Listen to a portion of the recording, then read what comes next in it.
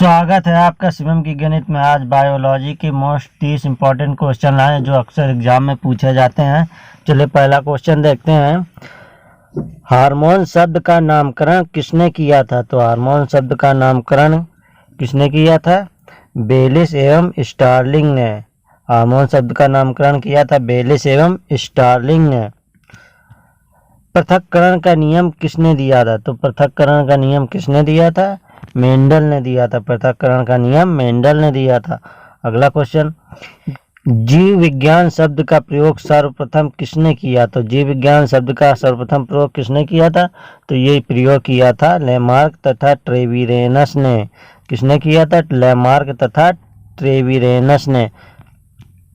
जीव विज्ञान के जनक के नाम से जाने जाते हैं। तो जीव विज्ञान के जनक के नाम से कौन जाने जाते हैं? अरस्तु जाने जाते हैं। जीव विज्ञान के जनक के नाम से अरस्तु जाने जाते हैं। वनस्पति विज्ञान के जनक के नाम से जाने जाते हैं। तो वनस्पति विज्ञान के नाम से कौन जाने जाते हैं? तो ये जाने जाते हैं थियोफ्रेटस जाने जाते हैं। बॉटनी शब्द की उत्पत्ति किस भाषा के शब्द से हुई है? तो बॉटनी शब्द की उत्पत्ति ग्रीक की भाषा के शब्द से हुई है। फाइकोलॉजी में किसका अध्ययन किया जाता है? तो फाइकोलॉजी में किया जाता है शैवालों का अध्ययन। तो फाइकोलॉजी में किया जाता है शैवाल का अध्ययन। पर्यावरण का अध्ययन जीव विज्ञान की किस शाखा के अंतर्गत किया जाता है? तो पर्यावरण का अध्ययन पारिस्थितिकी विज्ञान के अंतर्गत किया जाता है।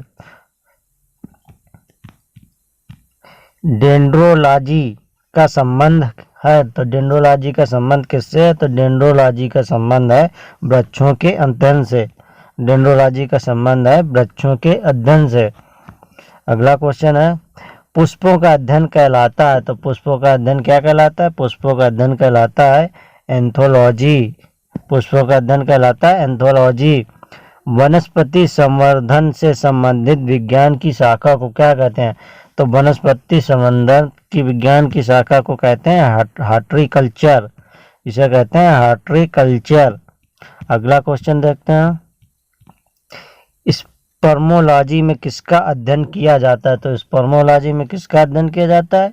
तो इसमें किया जाता है बीज का अध्ययन। स्पर्मोलॉजी में बीज का अध्ययन किया जाता है। एगेस्ट्रोलॉजी में किसका अध्ययन किया जाता है? तो एगेस्ट्रोलॉजी में घासों का अध्ययन किया जाता है। किसका किया जाता है? घासों का अध्ययन किया जाता है। अगला क्वेश्चन है, पीडोलॉजी में किसका अध्ययन किया जाता है? तो पीडोलॉजी में किसका अध्ययन किया जाता है? भूमि का अध्ययन किया जाता है पीडोलॉजी में। पौधों को नाम देने वाले विज्ञान कहलाता है। तो पौधों को नाम देने वाला विज्ञान क्या कहलाता है? तो ये कहलाता है वर्गिकी। पौधों को नाम देने वाला विज्ञान वर्गिकी कहलाता है।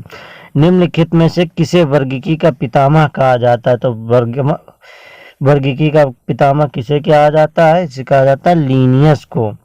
लीनियस को कहा जाता है वर्गिकी का पितामह।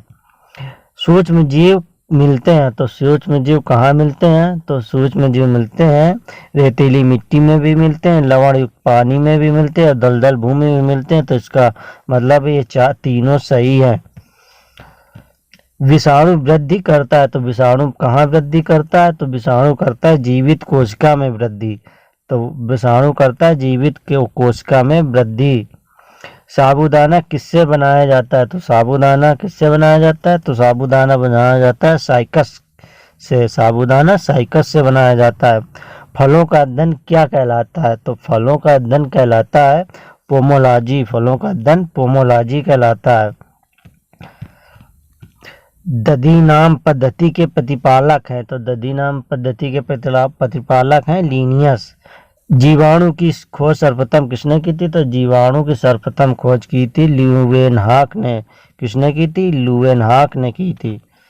ल्यूवेनहॉक ने। जिन पौधों पर बीज बनते हैं किंतु पुष्प नहीं लगते हैं क्या कहलाते हैं? तो वे कहलाते हैं अनावृत बीजी। क्या कहलाते हैं? अनावृत बीजी कहलाते हैं। जीवाणुओं की साधारण आकृति क्या होती है? तो जीवाणुओं की साधारण आकृति क्या होती है? छड़ रूप होती है। छड़ के समान होती है इनकी आकृति। जो जीवाणु आकार में सबसे छोटे तथा होते हैं क्या कहलाते हैं? जो आकार में सबसे छोटे होते हैं वो कहलाते हैं गोलाणु। क्या कहलाते हैं? गोलाणु कहलाते हैं। निम्नलिखित में से कौन सा रोग बैक्टीरिया से होता है? तो कौन सा रोग बैक्टीरिया से होता है? तो बैक्टीरिया से रोग होता है तपेदिक। बैक्टीरिया से रोग होता है तपेदिक। मानव के हाथ में पाए जाने वाला जीवाणु, तो मानव के हाथ में कौन सा जीवाणु पाया जाता है? तो मानव के हाथ में पाया जाता है एशेरिचिया कोलाई। कौन सा जीवाणु? एशेरिचिया कोलाई। एंटीबायोटिक्स अधिकांशतः पाए जाते हैं, तो एंटीबायोटिक अधिकांशतः किस में पाए जाते हैं? तो ये पाए जाते हैं जीवाणुओं में पाए जाते हैं। किसमें? जीवाणुओं में। निम्न में से सबसे छोटा जीव है, तो निम्न में सबसे छोटा कौन सा जीव है? तो सबसे छोटा जीव है माइक्रोप्लाज्मा। सबसे छोटा जीव माइक्रोप्लाज्मा। निम्नलिखित में से कौन सा रोगाणु जीवाणु के कारण होता है? तो कौन सा रोगाणु जीवाणु के कारण होता है?